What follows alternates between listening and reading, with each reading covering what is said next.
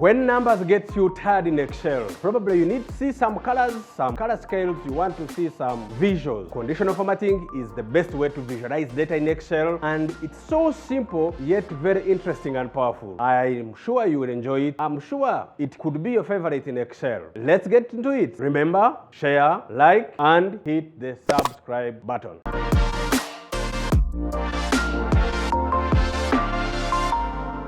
Let us now look at conditional formatting. Conditional formatting is a way of visualizing data and information in Excel in a way that the cells or rows or arrays of interest are highlighted depending on the rule. For example, we have data before us that shows sales data by month for different salespersons. If we come and highlight this information on sales, and we go to the Home tab and click on Conditional Formatting and we say Highlight Cells based on rules.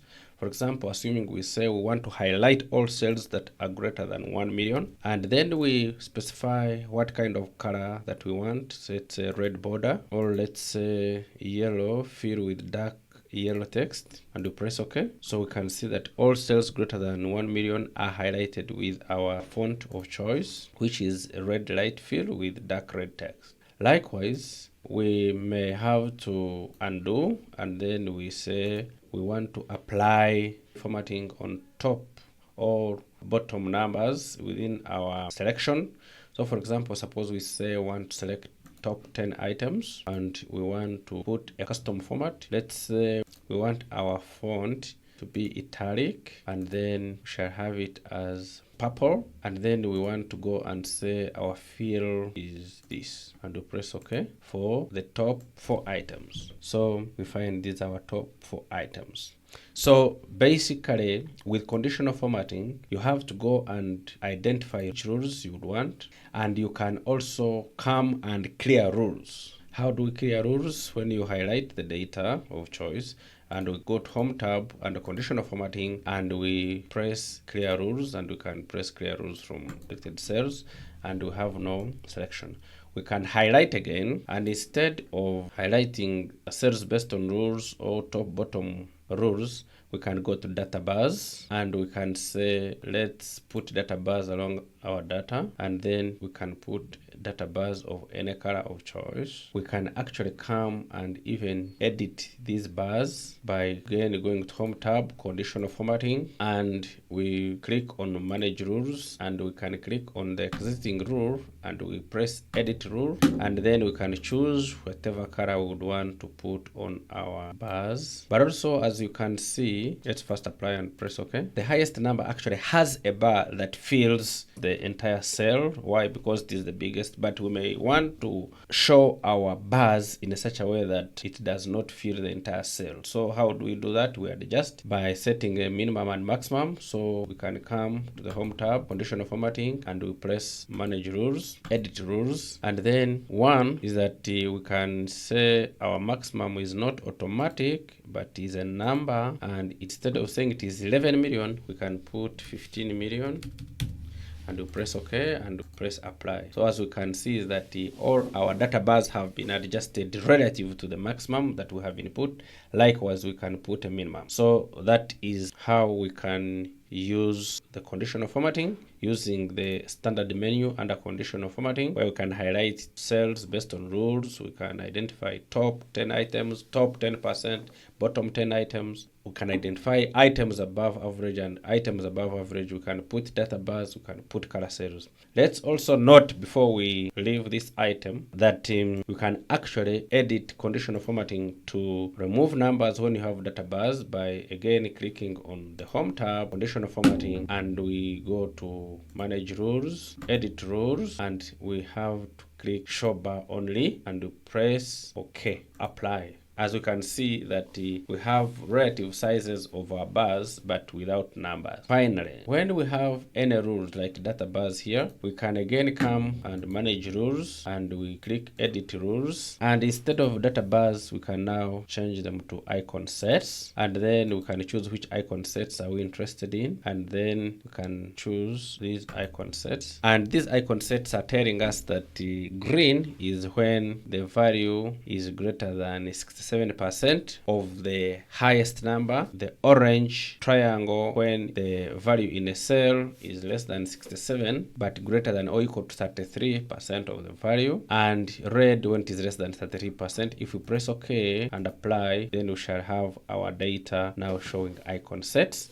Which icon sets, if we came and first cleared the rules, we can find icon sets under the standard rules, and we can choose any of the icon sets, the icon sets that we had used, and then we need to have highlighted the entire data. Then we go to icon sets, then we come and highlight any of the icon sets of choice, which will highlight data based on the rules that we have already seen, which we can check again under edit rules, and then you can see that green is for the top 67, orange triangle is between 67 and 33%, and below 33% is red. So that is briefly how we can see what is happening with our data based on conditional formatting visualization. We have looked at how we can do conditional formatting based on the standard rules that are set under conditional formatting, but sometimes we may not get what we want from the standard rules and icons and color scales and data bars, and we may want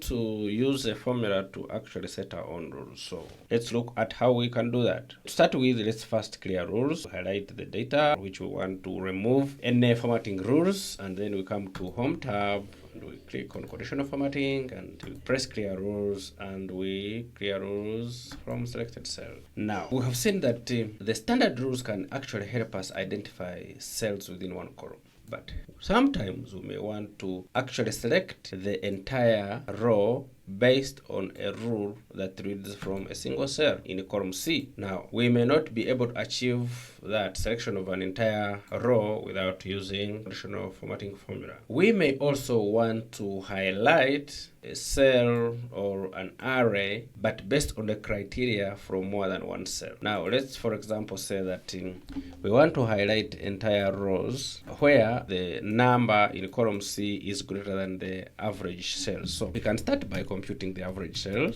Now, average cells, we type the average function and we highlight the range that has our cells and we press enter. So we can see that our average is 2.53 million. Now let's see how to highlight the rows whose cells correspond with the numbers that are above the average. So the first rule is 1, that we have to highlight the entire data set from the first cell to the last cell. Then we go to Home, Conditional Formatting. Then we have to go to a new rule and we have to use a formula to determine which cells to format. If we wanted to say that we want cells, now cells are in column C, so let's say since we are highlighting from row 4, we press C4. Now C4, we want to check whether it is greater or equal to the average, which is in C2. Now remember that one, we have to select how do we want our rows to be highlighted. For now, we can put orange and we press OK. We are saying C4 is greater or equal to C2. However,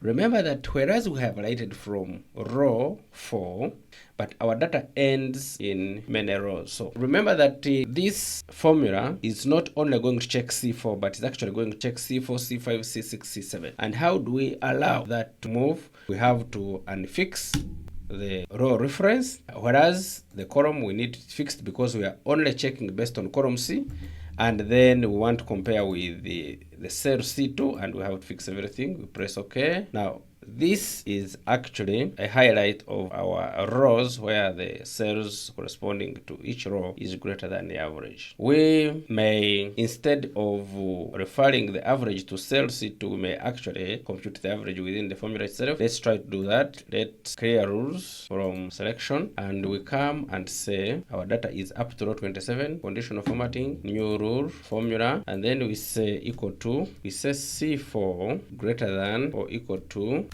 the average of C4 to C27. Now this is fixed. If we want to have all the entire row highlighted, then we have to fix the comparison at column C by pressing F4 3 times. Now, let's first of all do without fixing, and we press OK. Nothing is highlighted. But if we come and manage rules, and we come and click in our rule and edit it, then we fix C4 by pressing F4 3 times. We press OK, apply. Now, we are still not getting what we want, so we go back to manage rules. We forgot to show which highlight we want to use, OK, and press OK, apply, OK. So as we can see that we have our rows that correspond to the cells that are greater than average being highlighted, and this is how we can basically use the formulas to highlight the cells that we would want to conditionally format.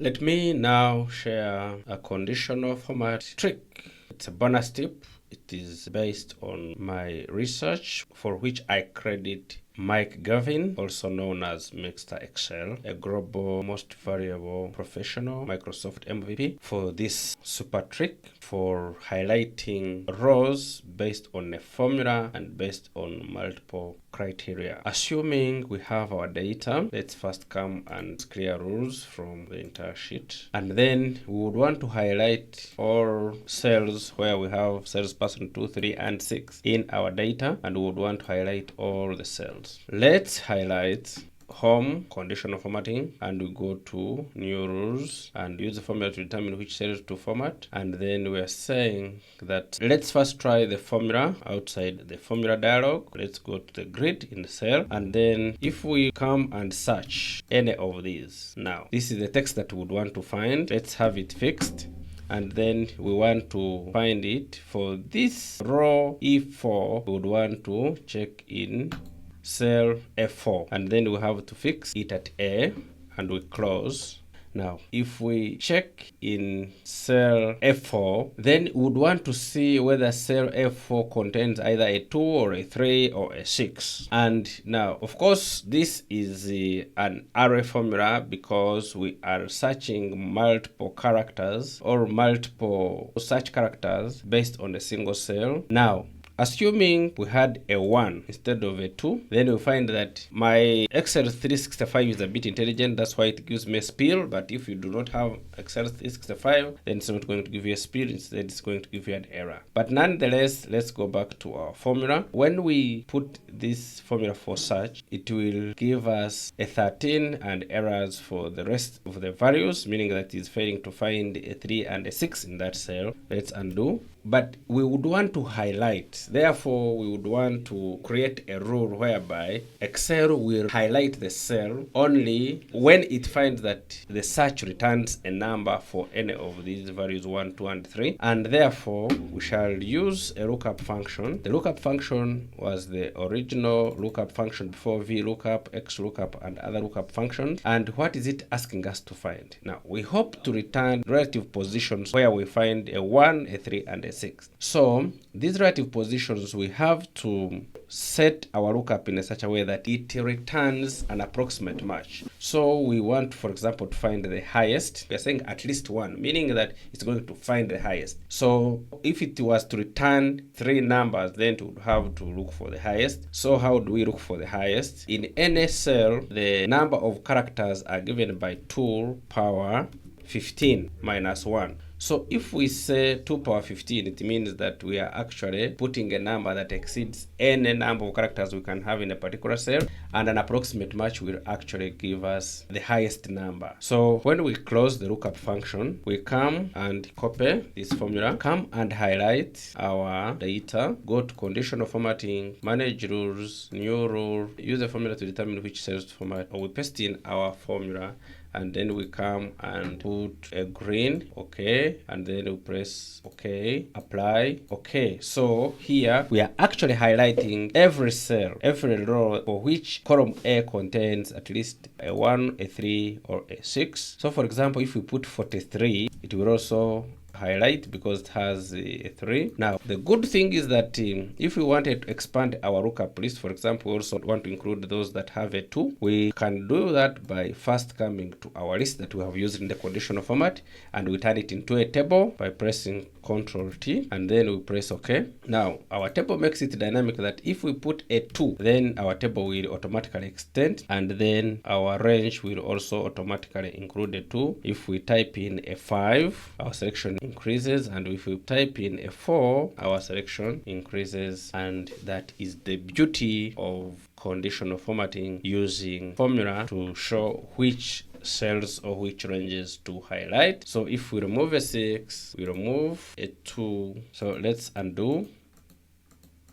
So basically we can expand this list of selection to identify words that we want to search for, and if we find them, then Excel will help highlight for us the entire row where these search words are identified in column A. That's the power of Excel.